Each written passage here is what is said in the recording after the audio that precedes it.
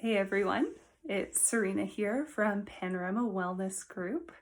I'm here to talk a little bit about the theme of this month, which is physical injury and mental health.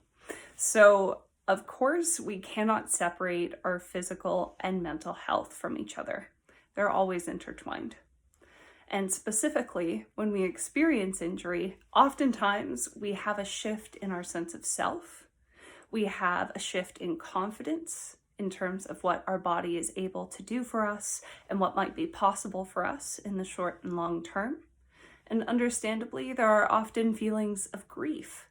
No matter the severity of the injury, we feel that for some set period of time, who we are and how we feel in our bodies navigating this world is shifted.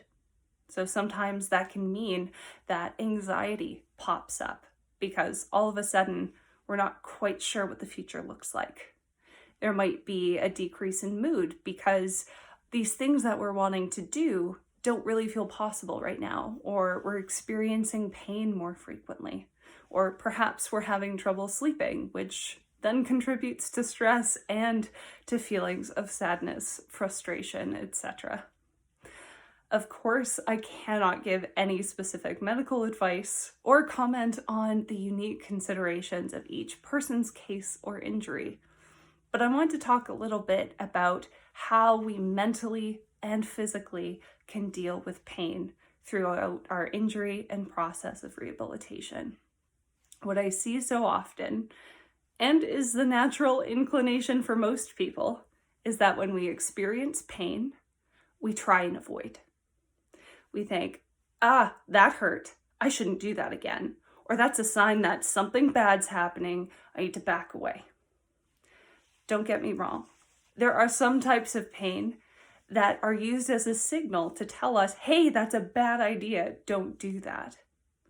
However, I urge you to be curious about pain, because sometimes pain is an indicator of harm or of danger. And other times, it's just your body letting you know that, hey, we haven't done that in a while. Hey, this is feeling a little bit foreign. Hey, I worked really hard and now I'm kind of sore from that. I urge you to be curious when it comes to pain, because as much as pain can give us a message, it may vary from situation to situation and from activity to activity. Without a doubt, when we're trying new muscle patterns or activities right after our injury, things are going to feel different. For instance, if you broke your leg and you haven't been using it to walk for a month or two, chances are it's going to feel foreign and uncomfortable when you start walking on that leg again. A lot of times when things feel foreign or uncertain, our mind jumps in and says, hey, I'm not sure about this. We should be extra careful. And that isn't inherently a bad thing.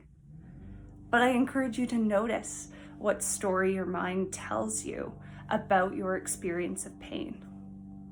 When we're curious about our experience of pain as well, it doesn't cause us to immediately jump back or stop what we're doing, but rather to notice, okay, so when I bent down to unload the dishwasher, I noticed a twinge in my low back.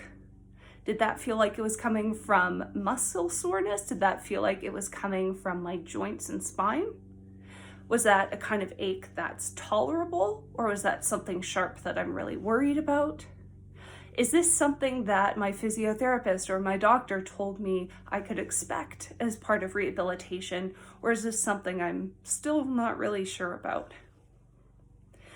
Being curious allows us to get to know ourselves better, whether it's checking in with the physical changes our body goes through as it heals, or checking in with the way our mind has shifted in response to our injury.